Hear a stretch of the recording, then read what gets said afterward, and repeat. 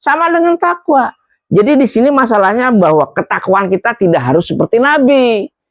Ketakwaan kita tidak harus perlu sebagai sahabat. Tapi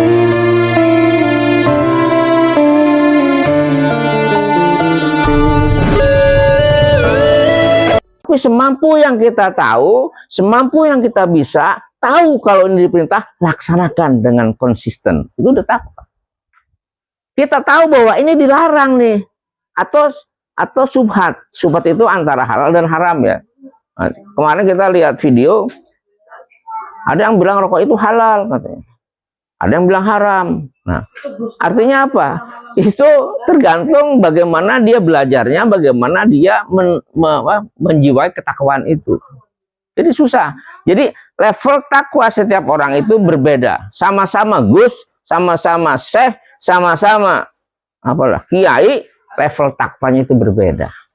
Karena ketakwaan itu adalah diukur oleh kemampuan ilmu dan pelaksanaan dari orang-orang yang bersangkutan. Itulah. Sehingga maka takwa itu orang menerjemahkan secara umum berusaha melaksanakan perintah Allah dan berusaha meninggalkan semampu dan sekuat tenaga meninggalkan larangan Allah. Nah, kalau kita sudah seperti itu, insya Allah ya ayuhan nasu ubudu rabbakumul ladzi khalaqakum walladzina min qablikum la'allakum tattaqun.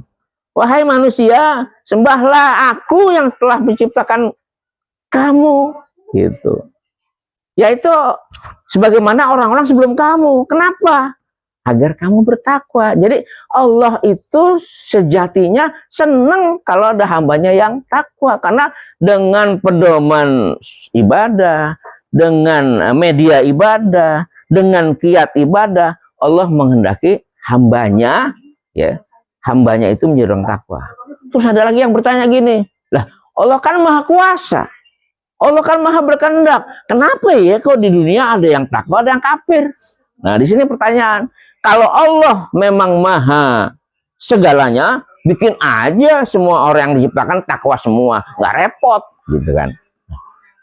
Perlu diketahui bahwa karena memang fase ketiga ini adalah media ujian, media percobaan, kata Allah, Allah memberikan sesuatu yang disukai atau yang tidak disukai oleh manusia, itu semua qadarullah.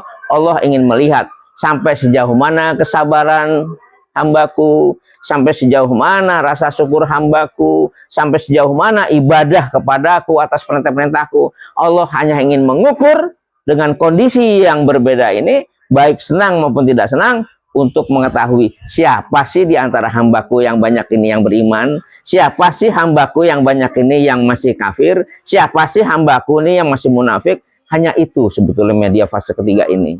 Sehingga fase ketiga ini adalah menentukan manusia di fase keempat itu akan lari kemana. Maka dengan kondisi seperti ini, karena kehidupan adalah karunia Allah, kehidupan bukan rencana kita, kehidupan semata-mata karena kehendak Allah, maka kita berharap kepada Allah, mudah-mudahan kehidupan kita di dunia ini menjadikan kehidupan yang sakinah, mawaddah, warahmah, kehidupan yang senantiasa di dalam lingkungan muttaqin, ya, lingkungan yang takwa, sehingga kehidupan kita dengan banyak dan sedikitnya yang kita lakukan senantiasa Allah ciptakan sebagai amal ibadah. Itu yang kita harapkan.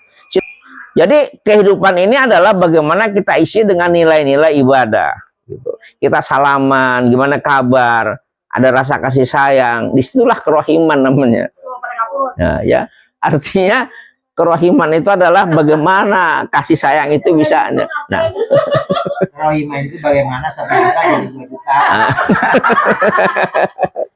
Jadi rohim kan asal kata dari rohim ini macam-macam bansos lah, kasih sayang. Jadi diwujudkan dengan itu. Tapi niat kita adalah memang silaturahim. Ada atau tidak ada yang dalam bentuk nominal, tapi kalau kita niatnya ingin saling silaturahim, menyambung persaudaraan, ya, dengan salaman. Nah, banyak lagi. Nah, begitu salaman, maka kita insya Allah ada salah, ada dosa, ada khilaf, itu nol. Nah, maka orang bersalaman itu lahir batin, nggak usah disebut maaf ya lahir batin, nggak usah gitu. Yang penting kita sudah salaman, berarti benar-benar hati kita harus lapang sehingga ada kesalahan, ada lupa, ada hilaf, kita kembali kepada fitrah. Itu yang dimaksud, ya. Mudah-mudahan ular-ular tadi yang tanya, ular-ular itu apa sih? Ular apa gitu kan? Ular-ular itu adalah wejangan, nasihat atau tausiah, itulah artinya. Nah, mudah-mudahan pertemuan yang singkat ini menjadikan bahan kita untuk terus menjalin kekeluargaan ini dengan baik sehingga hikmah kita menjadi persaudaraan yang benar-benar punya nilai-nilai ketakwaan kepada Allah Subhanahu wa taala. Subhanakallahumma wa bihamdika asyhadu alla ilaha illa anta astaghfiruka wa atubu ilaik. Assalamualaikum warahmatullahi wabarakatuh. Waalaikumsalam warahmatullahi wabarakatuh. Baik.